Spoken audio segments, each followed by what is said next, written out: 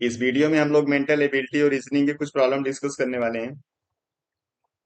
Reasoning में generally problems जो होते हैं वो कोडिंग डी कोडिंग से, Venn diagram, calendar and time से, एनालॉजी से, सीरीज से, वर्ड फॉर्मेशन से, ब्लड रिलेशन से, इन्हीं सब टॉपिक से कुछ प्रॉब्लम्स होते हैं जो मोस्टली एग्जाम में पूछे जाते हैं। चाहे वनडे एग्जाम होगा, चाहे यूपीएससी का एग्जाम होता है, एसएससी सीडीएस एग्जाम होता है, इवन टीजीटी पीजीटी में भी प्रॉब्लम्स पूछे जाते हैं। तो जो लोग भी इसकी प्रिपरेशन कर रहे होंगे उनको बस अपनी एबिलिटी चेक करनी है, उनकी प्रिपरेशन किस ढंग से हो रही है, अभी कैसी तैयारी उनको आगे करनी है। तो जिनको भी प्रॉब्लम सॉल्व करना होगा वीडियो पॉज करके अपना आंसर करते जाएंगे। लास्ट में अपना स्कोर चेक कर लेंगे कितने उनके नंबर आ रहे हैं, और कमेंट करके आप जरूर बताइएगा। तो चलिए problem number 1, find the odd one out. यहाँ पे चार ऑप्शन दिए गए हैं जिसमें से सिल्क, मिल्क और फर ये तीनों एनिमल प्रोडक्ट हैं। रबर हमारा प्लांट प्रोडक्ट है, इसलिए इसका आंसर डी वाला हो जाएगा। क्वेश्चन नंबर 2, यहाँ पे एक सीरीज दिया गया है। इस सीरीज में आपको बताना होगा कि नेक्स्ट नंबर कौन सा होगा। चार ऑप्शन इसके ये रहे। तो इसमें अगर आप ध्यान से देखिए तो 5 के बाद 7, 7 के बाद 11, 11 के बाद 17, जब इस सीरीज को आप कंप्लीट करोगे तो 5 से 7 में +2 को ऐड किया गया है, 7 से 11 में +4, फिर +6, फिर +8 ऐड हुआ है। तो नेक्स्ट नंबर जो आएगा वो 10 ऐड करके आना चाहिए, इसलिए इसका आंसर होगा सी, यानी 35। क्वेश्चन नंबर 3,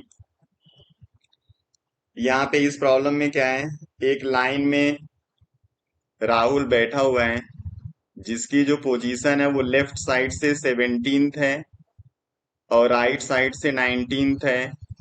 तो कह रहा है कि कितने बॉय उस लाइन के अंदर बैठे हुए हैं। इसके ऑप्शन ये चार हैं।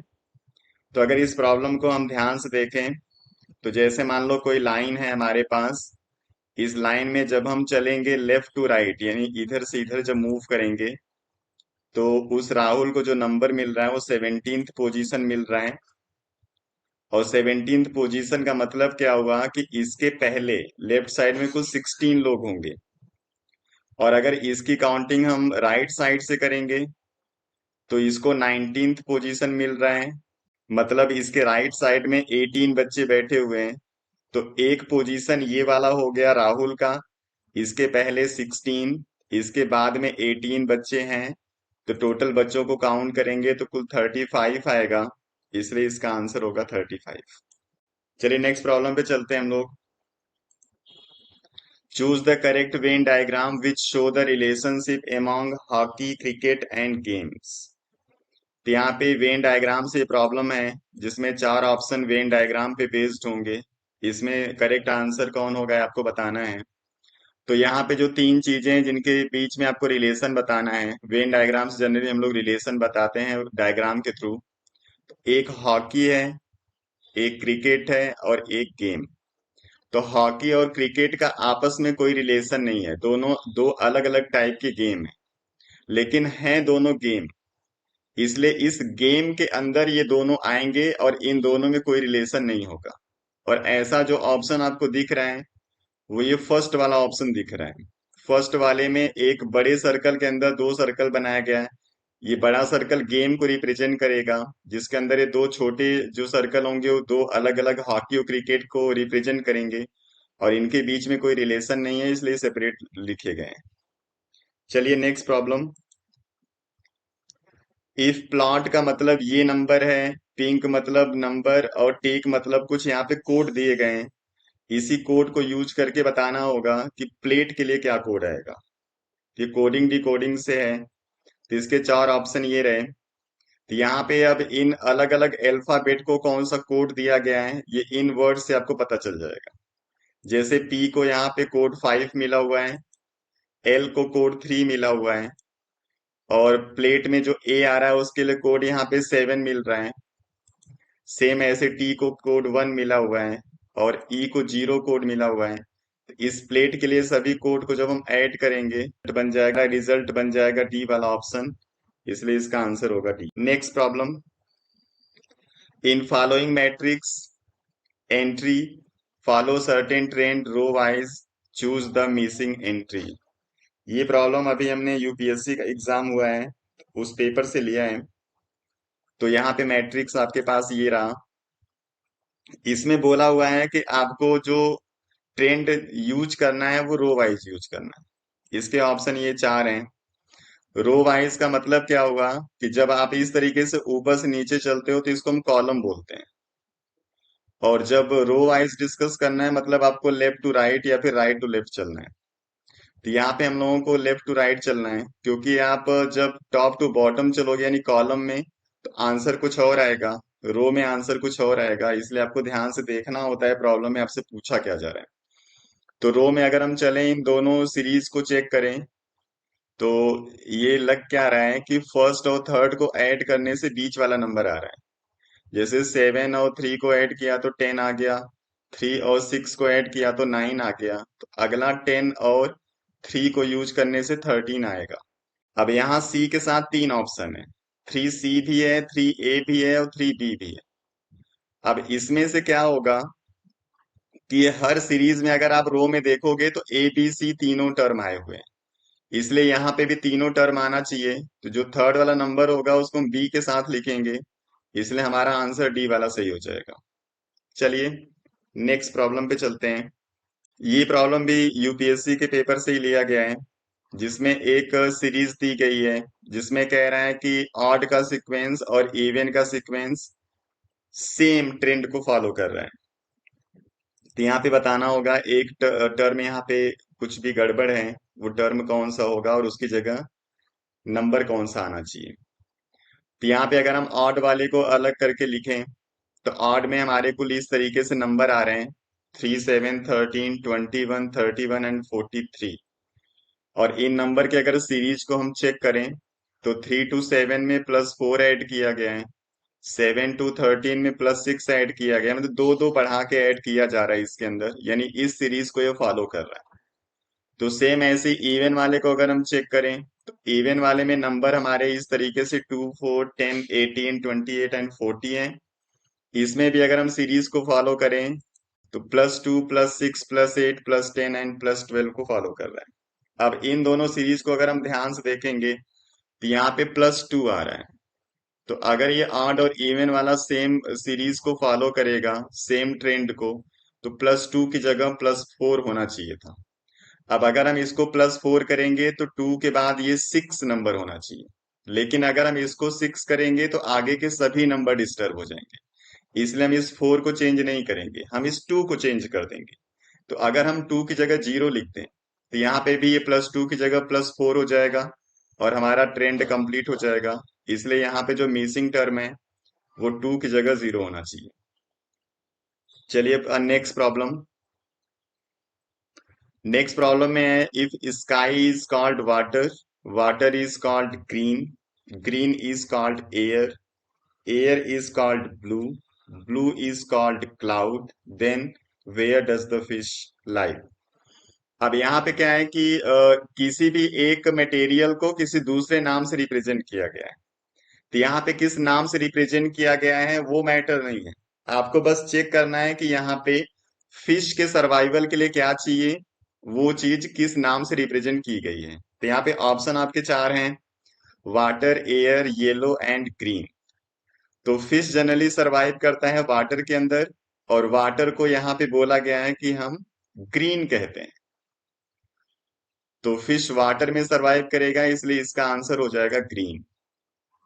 अब आपके दिमाग में ये नहीं आना चाहिए कि हम ग्रीन को एयर कहते हैं इसलिए एयर भी लिख सकते हैं। आप ग्रीन को एयर कह रहे हैं, वाटर को एयर नहीं कह रहे। वाटर को ग्रीन बोला जा रहा है, इसलिए आंसर ग्रीन होना चाहिए। चलिए नेक्स्ट प्रॉब्लम। जाइंट का मतलब अगर ड्वार्फ है तो जीनियस का मतलब क्या होगा। यहाँ जाइंट और ड्वार्फ में अगर आप देखोगे तो ये एक दूसरे के अपोजिट वर्ड है। जाइंट मतलब बहुत बड़ा होता है और ड्वार्फ मतलब बौना होता है। तो जीनियस का अपोजिट यहाँ पे आपको देखना पड़ेगा क्या होता है। तो यहाँ पे इसके चार ऑप्शन है, gentle, wicked, idiot and tiny. Gentle मतलब सज्जन होता है, जीनियस टाइप का ही हो जाएगा ये। विक्ड मतलब शैतान टाइप का होता है, शैतान। इडियट मतलब पागल या मूर्ख, टाइनी मतलब छोटा होता है, तो जीनियस का अपोजिट यहाँ पे इडियट होगा, इसलिए इसका आंसर होगा idiot. Next problem, find out the odd one in following. यहाँ पे चार ऑप्शन दिए गए हैं, इसमें ऑड कौन सा है आपको बताना है। तो अगर हम अल्फाबेटिकल ऑर्डर में सभी लेटर्स को देखें तो अल्फाबेट में लेटर्स इस तरीके से आते हैं। इन ऑप्शन को अगर आप देखोगे तो एच के बाद आई आ रहा है और वी के बाद डब्ल्यू आ रहा है। तो यहाँ पे देखो अल्फाबेट में एच के बाद आई और वी के बाद डब्ल्यू आता है, यानी कि दो लगातार आने वाले अल्फाबेट एक साथ लिखे गए हैं। T U O P, T के बाद देखिए यू आ रहा है और ओ के बाद पी आ रहा है। ए सी डी एफ, ए के बाद सी नहीं आता, बीच में बी आता है। डी के बाद एफ नहीं आता, बीच में ई आता है। अभी हम चेक करेंगे लास्ट वाला, एफ जी के एल, एफ जी लगातार नंबर आ रहे हैं, के एल ये भी लगातार टर्म आ रहे हैं। इसका मतलब जो सी वाला है ये थोड़ा सा इनसे अलग है, इसलिए इसका आंसर हो जाएगा C. Next, find out the missing term. यहाँ पे मिसिंग टर्म बताना है। ये आपके पास एक डायग्राम दिया गया है जिसके ऑप्शन ये रहे। अब इस डायग्राम को अगर आप ध्यान से देखोगे तो इसमें 1 के ठीक सामने 4, 5 के सामने 16, 22 के सामने 67 बना हुआ है, 3 के सामने क्या होगा ये पूछा गया है आपसे। तो 1 और 4 में रिलेशन और 5 और 16 में रिलेशन अगर हम चेक करें तो ये 5 3 जा 15 करके उसमें +1 ऐड किया गया है। ऐसे 1 3 जा 3 करके +1 ऐड किया गया है। 22 3 जा 66 करके 1 ऐड किया गया है। इसलिए जो नेक्स्ट वाला नंबर होगा वो 3 3 जा 9 करके 1 ऐड किया जाएगा, इसलिए आंसर इसका 10 आना चाहिए, इसलिए इसका आंसर होगा 10। Next problem, select the one which is different from the other three. यहाँ पे चार ऑप्शन है, इसमें सबसे डिफरेंट कौन है। तो इसमें पहले है एडिशन, फिर सब्ट्रैक्शन, फ्रैक्शन एंड मल्टीप्लिकेशन।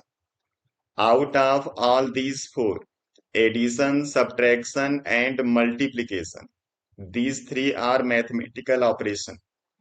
ये तीन मैथमेटिकल ऑपरेशन है। और जो फ्रैक्शन है वो एक नंबर है जिसको हम रेशनल नंबर कहते हैं। फ्रैक्शन रेशनल नंबर है, बाकी तीन ऑपरेशन है मैथमेटिकल, इसलिए नंबर अलग होगा ऑपरेशन से, इसलिए इसका आंसर होगा फ्रैक्शन। चलिए आगे चलते हैं।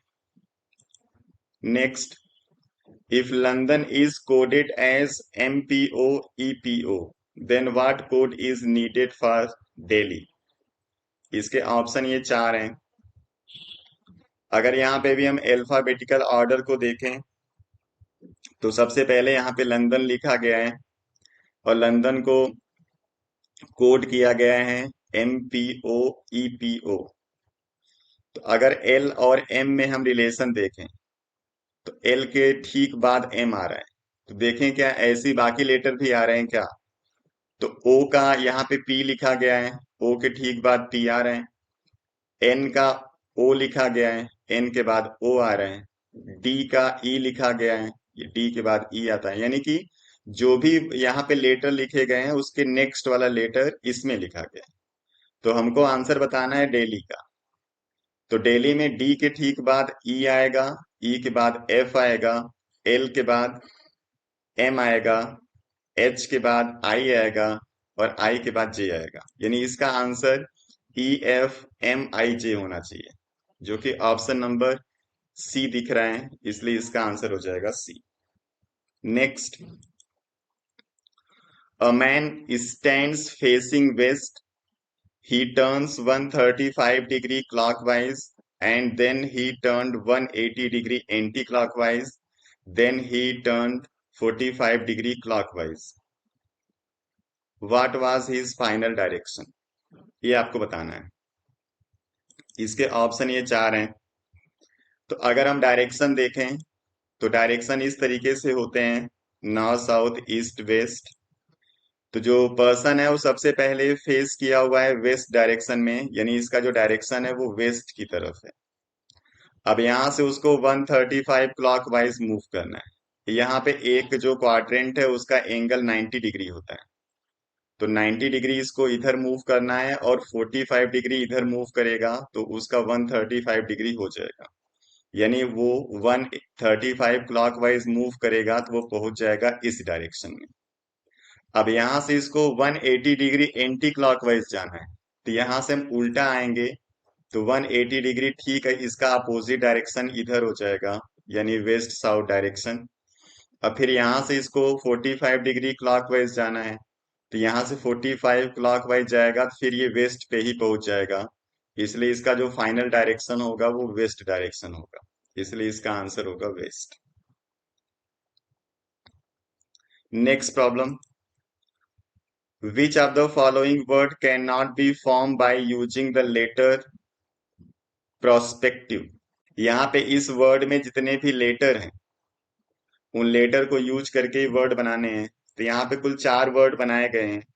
तो आपसे पूछ रहा है कौन सा वर्ड इसके लेटर को यूज करके नहीं बनाया जा सकता।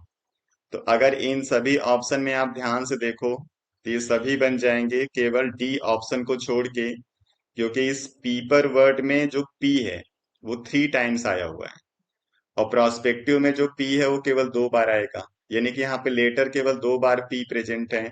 आपको इसको बनाने के लिए लेटर पी 3 बार चाहिए, इसलिए इसका जो डी ऑप्शन होगा ये सही नहीं होगा, इस वर्ड को हम नहीं बना पाएंगे। अगला problem, how many triangles are there in given figure? यहाँ पे एक फिगर दिया गया है, इसमें कितने ट्राइंगल्स होंगे ये काउंट करके आपको बताना है। इसके ऑप्शन को लिए रहे, तो यहाँ पे अगर आप ध्यान से देखो तो एक ट्राइंगल ये दिख रहा है, एक ये 2, ये 3, ये 4, ये 5, ये 6। उसके बाद इस लाइन के थ्रू ये 2 ट्राइंगल 7 और ये 8। उसके बाद इस लाइन से 2 ट्राइंगल 9 और 10। इस लाइन से 2 ट्राइंगल 11 और 12। इसके अलावा ये 13, इसके बाद ये वाला हो गया 14 और ये वाला हो गया 15 और पूरा एक बड़ा वाला ट्राइंगल हो गया 16। तो कुछ there are total 16 triangles are there, इसलिए इसका ऑप्शन हो जाएगा D. Next problem, arrange the following term in alphabetical order and tick the one that comes at third. यहाँ पे 5 वर्ड दिए गए हैं, इनको अल्फाबेटिकल ऑर्डर में अरेंज करेंगे तो तीसरे नंबर पे कौन सा टर्म आएगा ये आपको बताना है। इसके ऑप्शन ये 4 हैं। तो अगर इन सभी वर्ड को हम ध्यान से देखें तो सबके अंदर ए से स्टार्ट हुआ है ये सभी वर्ड। तो जब पहला अल्फाबेट सेम आता है तो हम दूसरे पे मूव करते हैं, तो सेकंड अल्फाबेट एक में बी है बाकी सब में सी आ रहा है, तो एक में बी आ गया एबंडन में, फिर बाकी सब में ए के साथ सी आ रहा है, तो ए सी वाले 4 वर्ड हो गए। इनके बाद वाला फिर हम अल्फाबेट चेक करेंगे, ए सी के बाद एक में टी आ रहा है, एक में सी, एक में एच और एक में क्यू। इन सभी लेटर का अगर अल्फाबेटिकल ऑर्डर देखेंगे तो सी पहले आएगा, फिर एच, फिर क्यू और फिर टी आता है, यानी पहला वाला जो वर्ड होगा वो एवन डन हो जाएगा, दूसरा ए सी सी से एक्यूमुलेट और थर्ड वाला ए सी एच से अचीव होगा, इसलिए थर्ड वाला जो ऑप्शन होगा अचीव ये करेक्ट आंसर हो जाएगा। Problem number 8, C is younger than D, यानी सी डी से छोटा है। A is older than B but younger than C. If D is younger than E but older than A, then who is at the third position in order of increasing age? 4 option इसके ये रहे। अब अगर इसको ध्यान से देखो तो सबसे पहले लिखा है सी इज यंगर देन डी, तो अगर हम ऊपर से नीचे बढ़ती हुई एज लिखें तो सी छोटा है डी से, इसलिए सी ऊपर आएगा और डी नीचे।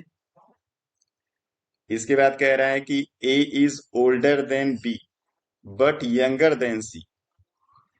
ए बी से तो बड़ा है, लेकिन सी से छोटा है, यानी दोनों ऊपर आएंगे और बी ए से ऊपर रहेगा, इसलिए ये हो जाएगा। If D is younger than E, D E से छोटा है, अगर डी ई से छोटा होगा इसका मतलब ई लास्ट में आएगा, तो यहाँ पे ई आ जाएगा। अब इसके बाद कोई और कंडीशन है नहीं, तो इन सभी को अगर आप इंक्रीजिंग ऑर्डर में अरेंज किए होंगे तो बीच में यहाँ पे सी आ रहा है, इसलिए इसका आंसर हो जाएगा सी। चलिए next problem. If P denote divide, Q denote multiplication, R denote positive sign and S denote negative sign, then what is the value of this one. इसके चार ऑप्शन ये हैं। तो अगर हम इनके बीच में जो ये लेटर लिखे गए हैं इनकी जगह हम इनका सिंबल लिख दें तो हमारा नंबर कुछ इस तरीके से बनेगा, जिसमें हमने Q की जगह मल्टीप्लाई लिखा हुआ है और P की जगह डिवाइड लिखा हुआ है, R की जगह पॉजिटिव साइन और S की जगह नेगेटिव साइन। अब हम इस तरीके का सीरीज सॉल्व करते हैं तो बोर्ड मास यूज करते हैं, जिसमें ब्रैकेट ऑफ के बाद division multiplication addition subtraction solve होता है। तो यहाँ पे ब्रैकेट और ऑफ तो है नहीं, यहाँ पे डिवीजन है, तो सबसे पहले डिवीजन सॉल्व होगा और 12 को 4 से डिवाइड करेंगे तो आंसर 3 आएगा, इसलिए हमारा पहला जो यहाँ पे लाइन बनेगा उसमें 18 मल्टीप्लाई 3 कर देंगे, क्योंकि इसको सॉल्व करने पे 3 आ गया, प्लस 4 माइनस 6 ऐसे ही रहेगा। उसके बाद नंबर आता है मल्टीप्लिकेशन का, 18 इंटू 3 करेंगे तो 54 हो जाएगा, प्लस 5 माइनस 6 ऐसे ही रहेगा। उसके बाद नंबर आएगा एडिशन का, इसको ऐड करेंगे तो 59 माइनस 6, आंसर 53 आ जाएगा, इसलिए इसका आंसर हो जाएगा A. Next, choose the odd one in following. यहाँ पे चार ऑप्शन दिए गए हैं, इसमें ऑड कौन सा है वो बताना है, जिसमें है try colour, try cycle, Trident and trifle. तो ट्राई कलर मतलब होता है तीन रंग, यानी तिरंगा जो हम लोग बोलते हैं। ट्राई साइकिल मतलब कोई भी साइकिल जिसमें तीन पहिया होगा। ट्राइडेंट मतलब होता है तीन दांत वाला, तो यहाँ पे जनरली तीन दांत वाला हम लोग त्रिशूल की बात करते हैं, त्रिशूल को ट्राइडेंट बोला जाता है। और ट्राइफल, ट्राइफल एक वर्ड है जिसका मतलब होता है बहुत ज्यादा छोटा, यानी कि हल्का। तो यहाँ पे जो बाकी तीन है, फर्स्ट सेकेंड और थर्ड, उसमें नंबर 3 यूज हो रहा है, हम 3 की बात कर रहे हैं, लेकिन ट्राइफल में 3 का कोई रोल नहीं है, इसलिए यहाँ पे जो ऑड होगा वो ट्राइफल हो जाएगा। तो चलिए नेक्स्ट वीडियो में फिर हम मिलेंगे किसी टॉपिक के साथ। आप लोग पढ़ते रहिए, और आपके कितने स्कोर आए हैं मुझे जरूर कमेंट बॉक्स में बताइएगा। Thank you.